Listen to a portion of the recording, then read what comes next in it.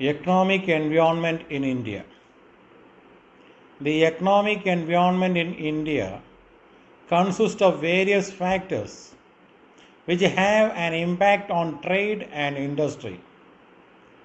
These factors are related to means of production and distribution of wealth. They are വ്യാപാരത്തെയും വ്യവസായത്തെയും സ്വാധീനം ചെലുത്താൻ കഴിയുന്ന വിവിധ ഘടകങ്ങൾ അടങ്ങിയ ഒരു അന്തരീക്ഷമാണ് ഇന്ത്യയിലെ സാമ്പത്തിക രംഗം. ഈ ഘടകങ്ങൾ സമ്പത്തിൻ്റെ ഉൽപ്പാദന വിതരണ മാർഗങ്ങളുമായി ബന്ധപ്പെട്ടിരിക്കുന്നു. അവ ഇവയാണ്: 1.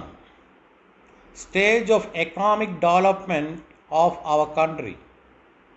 നമ്മുടെ രാജ്യത്തിൻ്റെ സാമ്പത്തിക വികസനത്തിൻ്റെ അവസ്ഥ. Second one, our country's economic structure is mixed economy, where both public and private sectors have importance.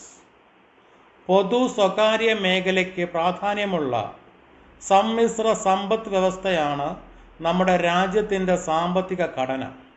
Third one, government's economic policy includes industrial policy, monetary policy and fiscal policies.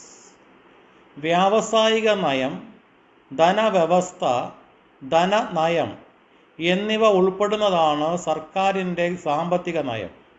Fourth one, our economic planning includes 5-year planning, annual budget and so on. പഞ്ചവത്സര പദ്ധതികൾ, വാർഷിക ബഡ്ജറ്റുകൾ തുടങ്ങിയവ അടങ്ങുന്നതാണ് നമ്മുടെ സാമ്പത്തിക പദ്ധതി. Fifth one, our economic indicators are national income, distribution of income, rate and growth of GNP, per capita income, disposable personal income, rate of savings and investment, value of export and import, balance of payment and so on. ദേശീയ വരുമാനം, വരുമാന വിതരണം, GNPയുടെ നിരക്കും വളർച്ചയും, പ്രതിശീർഷ വരുമാനം, വ്യക്തിഗത വരുമാനം, സമ്പാദ്യ നിക്ഷേപ നിരക്കുകൾ, കയറ്റുമതി ഇറക്കുമതി മൂല്യം, ബാലൻസ് ഓഫ് പേയ്മെൻറ്റ് തുടങ്ങിയവയാണ് നമ്മുടെ സാമ്പത്തിക സൂചികകൾ. Sixth one, infrastructural factors includes transportation, banks, financial institutions, communication facilities and so on. ഗതാഗതം, ബാങ്കുകൾ, ധനകാര്യ സ്ഥാപനങ്ങൾ, ആശയവിനിമയ സൗകര്യങ്ങൾ തുടങ്ങിയവയാണ് നമ്മുടെ അടിസ്ഥാന ഘടകങ്ങൾ.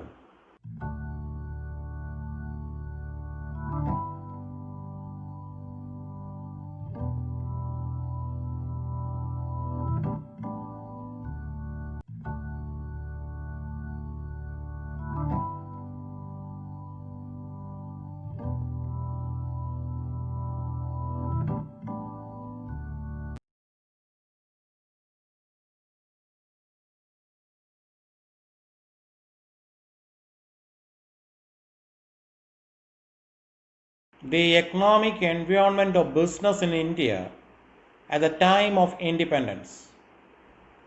The economic environment of business in India is always changing due to the government policies. Its importance and impact reflect in the working of the business. സർക്കാരിൻ്റെ നയങ്ങൾ കാരണം ഇന്ത്യയിലെ ബിസിനസ്സിൻ്റെ സാമ്പത്തിക അന്തരീക്ഷം എല്ലായ്പ്പോഴും മാറിക്കൊണ്ടിരിക്കുന്നു. അതിൻ്റെ പ്രാധാന്യവും സ്വാധീനവും ബിസിനസ്സിൻ്റെ പ്രവർത്തനത്തിൽ പ്രതിഫലിക്കുന്നു. At the time of independence, the economic environment was as follows. ഇന്ത്യക്ക് സ്വാതന്ത്ര്യം ലഭിച്ച സമയത്ത് നമ്മുടെ സാമ്പത്തിക അന്തരീക്ഷം ഇങ്ങനെയായിരുന്നു. 1. The Indian economy is agriculture and rural in character. കാർഷിക ഗ്രാമീണ സ്വഭാവമുള്ള സമ്പദ് വ്യവസ്ഥയായിരുന്നു ഇന്ത്യയുടേത്. 2. About 70% of people was employed in agriculture.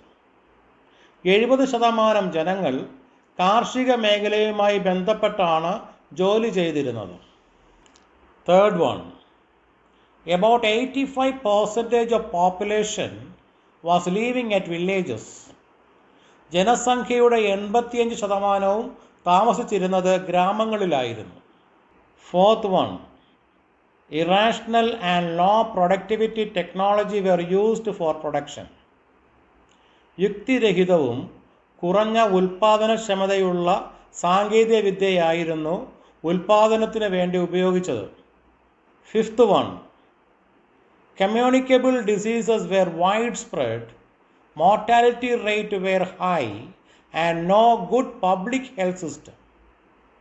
സാംക്രമിക രോഗങ്ങൾ വ്യാപകമായിരുന്നു, മരണനിരക്ക് ഉയർന്നതായിരുന്നു, പൊതുജനാരോഗ്യ സംവിധാനം നല്ലതല്ലായിരുന്നു.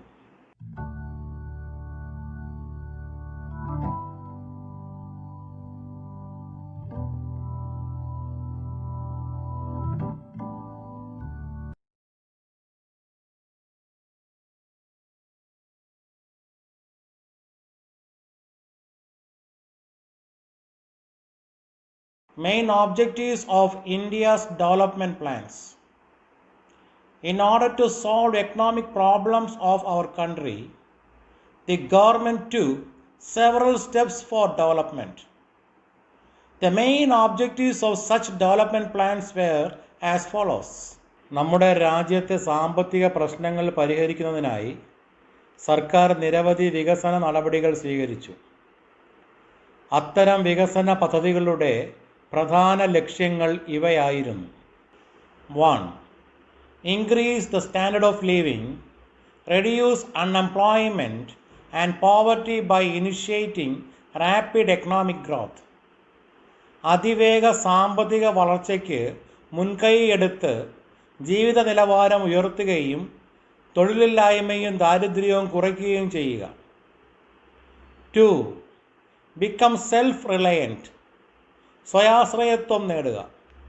Setup a strong industrial base with heavy and basic industries.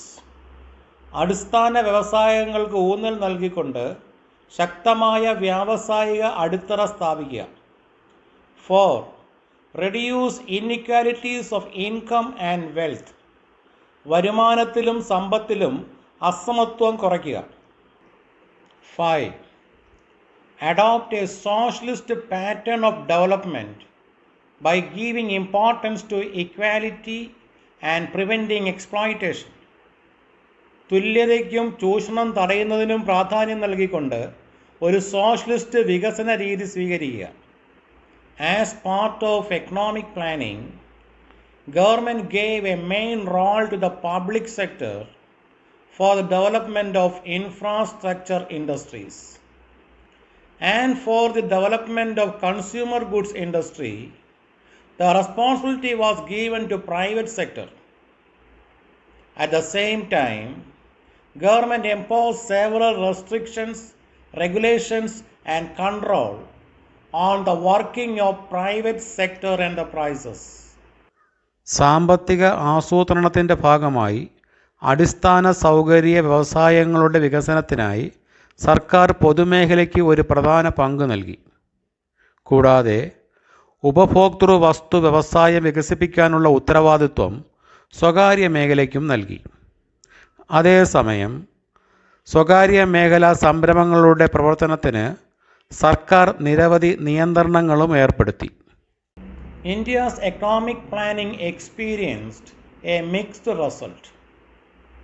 In 1991, our country's economy faced a serious foreign exchange crisis, high government deficit and a rising trend of prices.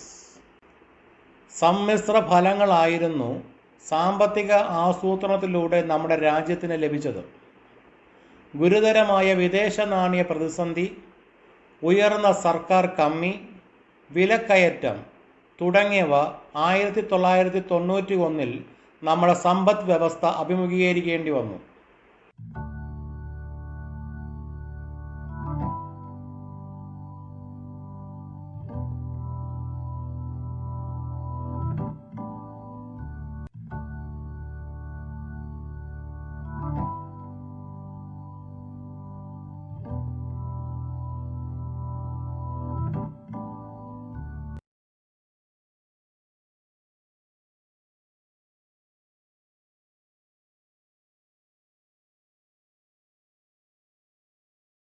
New Industrial Policy 1991. As part of economic reforms, the Government of India announced a new industrial policy in July 1991.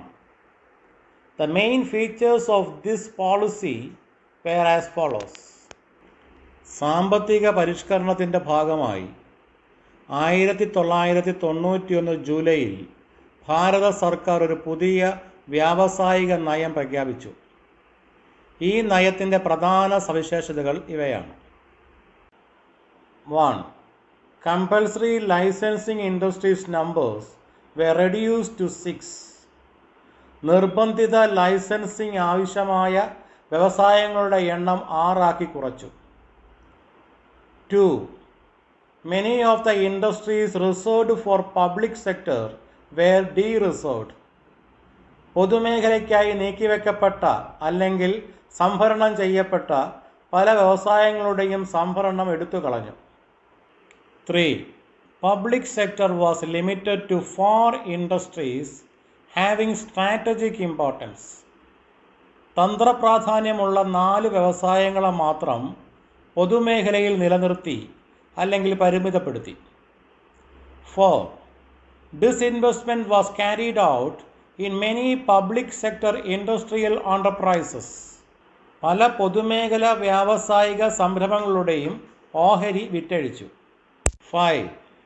Foreign capital policy was liberalized. വിദേശ മൂലധന നയം ഉദാരവൽക്കരിച്ചു. 6. Increase the share of foreign equity participation. In many areas, 100% foreign direct investment (FDI) was allowed. വിദേശ equity പങ്കാളിത്തം വർദ്ധിപ്പിച്ചു. പല മേഖലകളിലും 100% നേരിട്ടുള്ള വിദേശ നിക്ഷേപം FDI അനുവദിക്കുകയും ചെയ്തു. 7. Granted automatic permission for technology agreement with foreign companies. വിദേശ കമ്പനിയുമായുള്ള സാങ്കേതിക കരാറിന് സ്വപ്രേരിത അനുമതി ഓട്ടോമാറ്റിക് പെർമിഷൻ നൽകി. 8. Set up Foreign Investment Promotion Board FIPB to promote and channelize foreign investment in India. ഇന്ത്യയിലെ വിദേശ നിക്ഷേപം പ്രോത്സാഹിപ്പിക്കുന്നതിനും വഴിതിരിച്ചു വിടുന്നതിനും വേണ്ടി വിദേശ നിക്ഷേപ പ്രൊമോഷൻ ബോർഡ് FIPB രൂപീകരിച്ചു. 9. Took steps to remove hindrances in the way of growth and expansion of large industrial houses.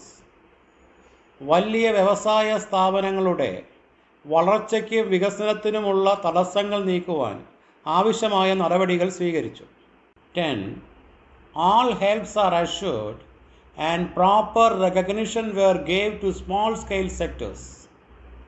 ചെറുകിട വ്യവസായങ്ങൾക്ക് എല്ലാ സഹായങ്ങളും ഉറപ്പു നൽകുകയും ശരിയായ അംഗീകാരം നൽകുകയും ചെയ്തു.